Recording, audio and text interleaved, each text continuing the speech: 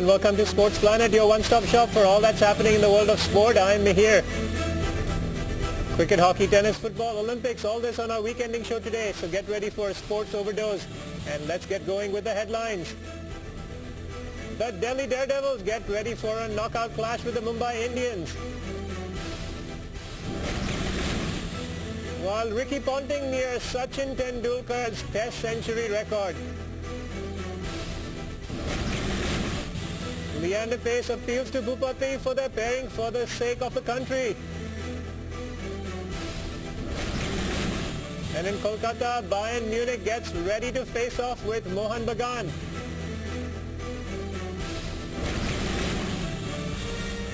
As the IPL was heating up, both the Delhi Daredevils and the Kolkata Knight Riders were looking forward to their clash of last night to improve their chances of making the Final Four. However, rain played a spoilsport and both these teams had to settle with a point each. This was unfortunately not enough for Kolkata, who are basically knocked out of the tournament, but the 1 point edges Delhi over Mumbai. Tomorrow the Mumbai Indians take on the Delhi Daredevils in an all-important clash that should decide which team moves on to the semis. Sachin Tendulkar will be looking to guide his team to avenge their latest one-run loss to Punjab with a victory at Firozshah Kotla. Delhi now has 13 points to Mumbai's 12, and by winning tomorrow the Daredevils could seal their semi-final spot. But Mumbai has the advantage of an additional game and theoretically could get to the semi-finals even with a loss tomorrow. देखिए अच्छा match है और दिल्ली के लिए करो या मरो वाली स्थिति है. उनको जरूर हराना है, मुंबई को किसी भी तरीके से हराना है और पूरा प्रयत्न करना पड़ेगा, पूरी जोड़ तोड़ के साथ खेलना पड़ेगा और जितनी हिम्मत है उनके साथ पूरे ध्यान के साथ और जुनून के साथ खेलना पड़ेगा क्योंकि यदि कल का मैच हार जाती है दिल्ली तो फिर तो एक प्रकार से टूर्नामेंट के बाहर हो जाएगी. And more cricket. The wall of Indian cricket, Rahul Dravid, has admitted that he might be a little too old for 2020 cricket. The 35-year-old Dravid made these comments after his team, the Bangalore Royal Challengers, defeated the strong Chennai Super Kings on Wednesday. Dravid also said that T20 cricket is a bit of a hit-and-miss game. Perhaps for the first time an admission of age had been made by one of Indian batting's big three in the IPL. Dravid has scored a total of 329 runs in the IPL and is ninth in the list of top scorers.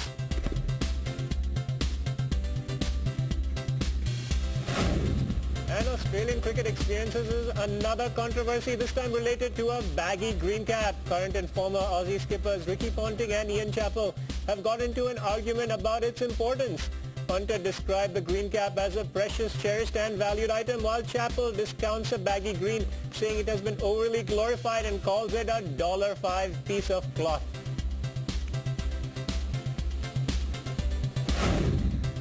And Australian batsman Michael Clarke departed for the West Indies on Friday after delaying his trip to the Caribbean for family reasons. Clarke said he was eager to resume his cricketing duties after missing the first test. He had stayed behind in Australia to be with his fiancée following the death of her father. Clarke said that he was not taking for granted that he would get to play in the second test match that starts on May 30th in Antigua due to the recent good performance of batsmen Simon Katich and Brad Hodge.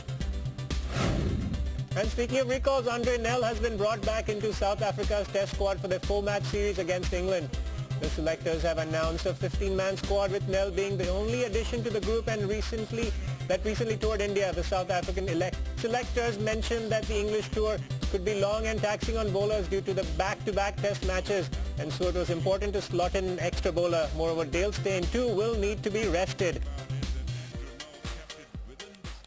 And Adam Gilchrist is an athlete who is not used to losing and is likely seeing his least successful period with the Deccan Chargers. Having won 3 World Cup titles on the trot, Gilly is currently in charge of the Deccan Chargers, who are doing exactly the opposite of what he was used to in his 13-year cricketing career with Australia. Gilchrist retired from international cricket at the end of last summer and is happy with his decision and the accomplishments of his career. Our correspondent Rajesh Vishwanathan catches up with the legendary keeper batsman on a range of issues. Australia went into the Test series at Sabina Park without some of the biggest names who defined their style of cricket over the last 2 decades. No Shane Warne, no Glenn McGrath, and yes, no Adam Gilchrist. The legendary wicketkeeper batsman does miss the golden moments, but is happy to be watching it on the television now. Yeah, I can't wait to watch There's nothing inside me that has this desperation to be over there, which tells me again, it reconfirms in my mind and heart that I've made the right decision. I've been in really regular contact with a few of the guys over there, but that's just purely because we're great friends. Gilly agrees that the Aussies may well be depleted with the absence of key players to retirement and injuries, but he still rates the team's chances fairly high. Yeah, I'm certain that the guys will play really well over there, and if they've got everything in order, which you know that such a professional outfit will have, I think they're going to do really well and dominate this series. While his absence will surely hurt the fierce scoring rate of Australia in the days ahead, Gilly himself is confident of the player who is filling in his shoes. I do think a little element of that transition blues may hit purely on the basis of Warner McGrath. Bowlers win the test matches. They're the guys that go out. You've got to get 20 wickets, and they've just been absolute top of the tree, two of the best ever to have played the game. So if you take two of those guys out, we felt even in the last summer without those guys, we did feel their lack of presence a little bit, not to the point where we were a bad team or we were going to lose test matches or hit rock bottom. Brett Lee stepped up in an amazing manner. Whether Australia regains the higher ground again will see an answer in the days to come. But without Adam Gilchrist in the Australian team, cricket will never be the same again. And Aussie skipper Ricky Ponting is again closing in on Sachin Tendulkar's test century record. Ponting, who said he would show no mercy to the opposition in Australia's tour of the West Indies, made good on this promise on the first day itself, firing his 35th career test century. Ponting's 158 runs came off just 137 balls and has not put Australia in a commanding position. And his innings was ended by a screamer of a catch at the end of the day. So Ponting is just 66 runs short now of the magical 10,000 run mark. With his 35th done, Ricky Ponting now moves ahead of Gavaskar and Lara and is 4 short of Sachin Tendulkar's record of 39 test centuries. Meanwhile, former Pakistani leg spinner Abdul Qadir has made a claim that no one will be able to match the way he was able to bowl a googly. Qadir says that even Kumble and Warren cannot match the spin and the guile that he was able to generate on his special delivery. But is this statement by itself a googly from Qadir? एक दिन ऐसे ही मैंने net के अंदर ना leg break शुरू कर दी, तो मैं ये रियलाइज़ कर रहा था कि यार अगर मैं 100 भी जाके करता हूँ, फिर उसके बाद मैं तेज़ बॉलिंग भी करता हूँ, तो ये शायद ठीक नहीं है. तो स्पिनर अगर मैं बन जाता हूँ तो फिर उसमें मेरा डबल चांस रहेगा कि मैं बैटिंग में भी 100 भी करूँ, उसके बाद स्पिन बॉलिंग में भी मैं लंबी बॉलिंग कर सकता हूँ. तो इस तरह एक तेज़ बॉलर जो बॉलिंग में करता था, it's been converted into spin bowling में. एक किस्म की नहीं, मैंने 4-5 किस्म की गुगली निकाल दी. तो ये आप एडिशन कह सकते हैं. जैसे फिंगर से आज तक गुगली नहीं हुआ, ये मैं गारंटी के साथ रिकॉर्ड करवा रहा हूँ आपके सामने. ना फिंगर से शेन वॉर्न ने किया, ना कुंबले ने किया, ना आज तक किसी ने किया. ये एक नया बॉल गुगली के साथ मैंने निकाला था. मैं अल्लाह ताला को सजदे भी करता था और फिर मैं ढूंढने की कोशिश भी करता था. तो एक गुगली ऐसे की, कान के करीब से भी की, इधर से भी की, फिर साइड से भी की. ये सारे बॉल जो थे फ्लिपर भी मैं साइड तक कर लेता था. We're going to take a short break now, but we'll be coming back with some tennis as Rafael Nadal gets ready to fight it out for his 4th consecutive French Open title. And Pace and Bhupati continue to fight each other even when the Olympics are at stake.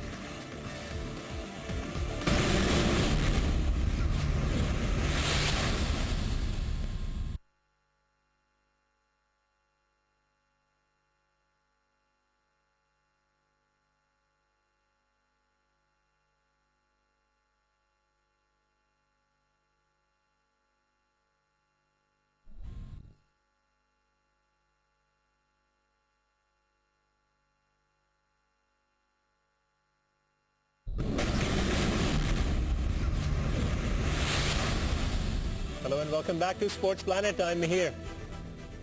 Rafael Nadal is looking to make history again with the French Open starting next week. The King of Clay will be looking for his 4th consecutive title at Roland Garros and equal Bjorn Borg's record in the process.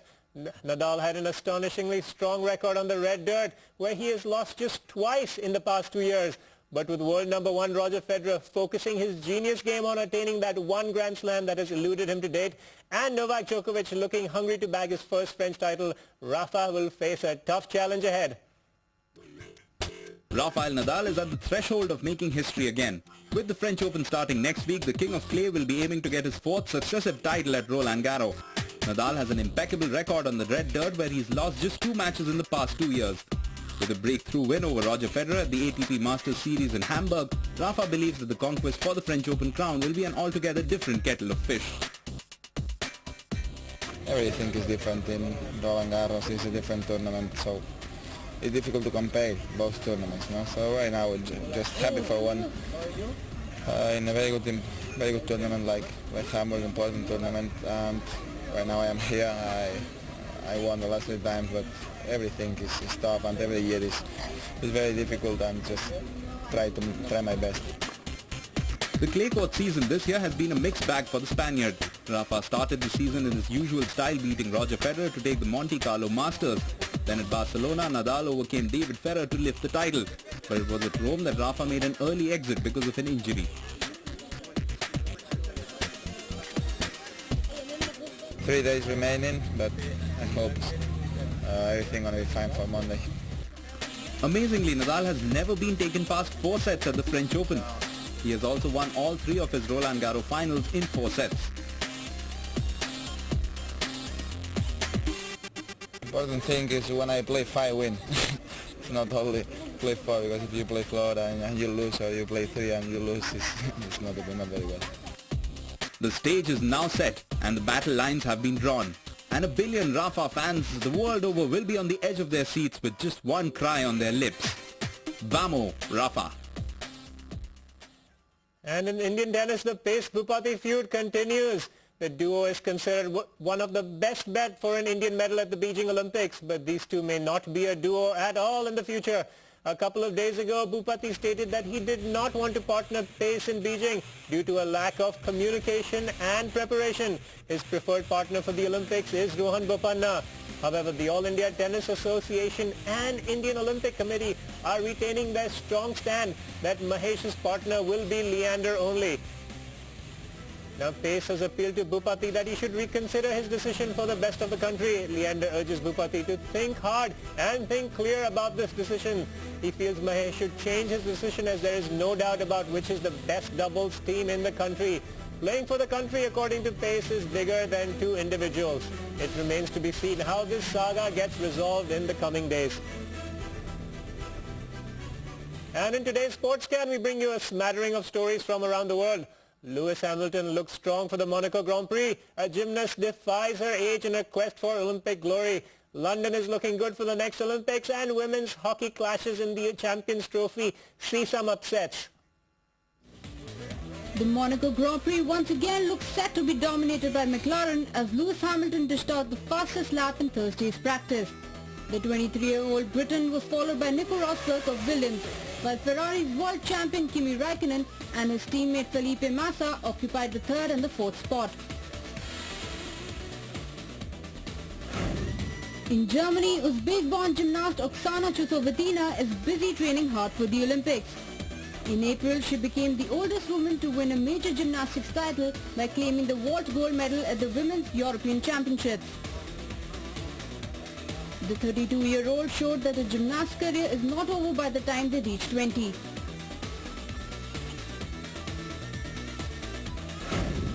Even as athletes gear up for this mega event, the International Olympic Committee's Coordination Commission has praised London's preparations for the 2012 Olympic Games.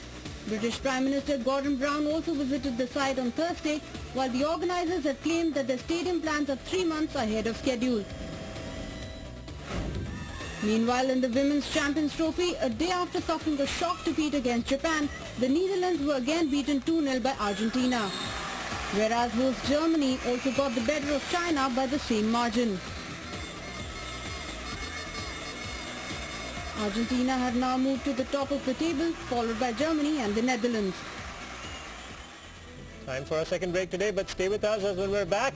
Bayern Munich of Germany get ready to take on Mohun Bagan. And the country of Great Britain celebrates its great football showing.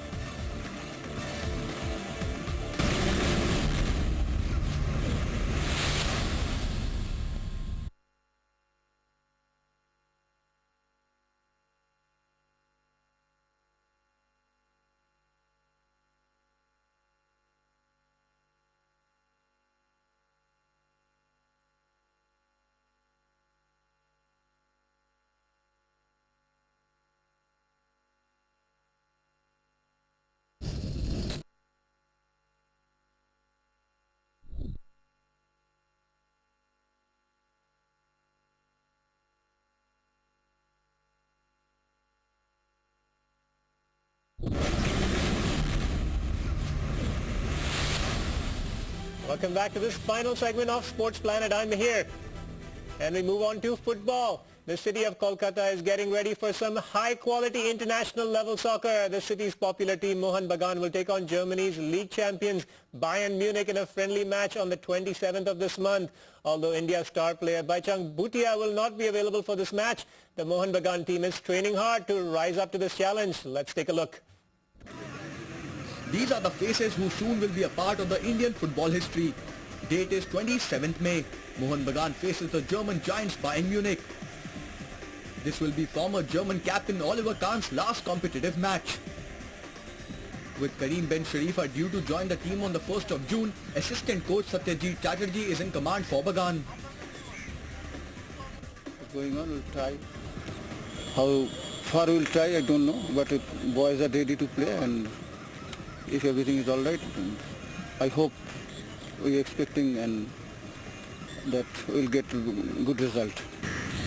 Problems are haunting the home team as they will enter the pitch with a second string side. Baichung Bhutia will be missing along with other players who are called for national duty. Brazilian Jose Barreto has also confirmed his unavailability for the match. But the players are so excited to play against a team like Bayern that they seem to be prepared for any outcome. Yeah, it's absolutely a dream come true. Play against such a big team and such an experienced players like Oliver Kahn, Luiso, and it's a dream come true. Hopefully we are preparing. We will try to put our best foot forward. We know it is going to be a tough night for Bagan, but it is possible that the conditions play their part in the outcome of the game. Kolkata will miss their superstars, but will be more excited to see the legendary Oliver Kahn. So get set as Munich comes calling. And another soccer tournament will kick off in India from this Sunday. The Santosh Trophy will see state and services team from around the country battle it out in Srinagar. The Bengal team has won this annual tournament the most number of times, emerging as the champion 29 times. Punjab has been the second most successful team, having won the trophy 7 times and finishing runners-up 5 times. In last year's championship, Punjab defeated the Bengal team in an exciting match that was decided on penalty kicks. Besides Bengal and Punjab, teams from Maharashtra and Kerala have also done well in this tournament. And this is the reason why these teams have already received a berth in the quarterfinals. But 27 teams from around the nation will battle it out for the remaining 4 spots. Now the Santosh Trophy will be telecast from 5th June onwards and will be shown on Z Sports at 11:30 a.m. Pacific time and 2:30 p.m. Eastern time. And in our football wrap today, we bring you some more matches from the Scottish Premier League and then also show you the winners of the UEFA Champions League as they return home. Rangers headed into the final day of the Scottish Premier League season with hopes of claiming the league title for the first time in 3 years. Rangers' title hopes suffered a fatal blow in the 64th minute when Lee Miller rose unmarked to head in a free kick from Barry Nicholson. Aberdeen killed off the match in the 77th minute when Darren Miller stabbed a shot past goalkeeper Neil Alexander. With this loss, Celtic only needs a draw to secure the Scottish Premier League. Celtic faced Dundee United in the final day of the Scottish Premier League season with a third successive title in their grasp. Aidan McGeady could have opened the scoring after he lashed onto Shunsuke Nakamura's clever pass and forced a good save from the home goalkeeper Lucas Zaluska. The visitors' title was made sure when Jan Vennegoor of Hesselink headed in Paul Hartley's left-wing corner to give the visitors a 1-0 lead. So manager Gordon Strachan became only the third manager in Celtic's history to win 3 successive league titles.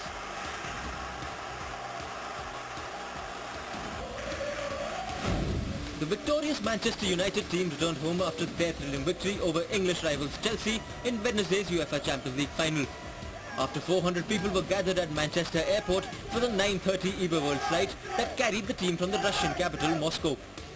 The team departed the plane led by Ryan Giggs carrying the Champions League trophy, followed by coach Sir Alex Ferguson and Rio Ferdinand, who was carrying the English Premier League trophy.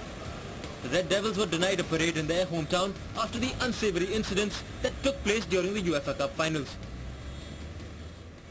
Well, that's about it for tonight's show. Hope you've enjoyed this medley of sports and we'll come back again next week. We wish you a lovely weekend. Goodbye.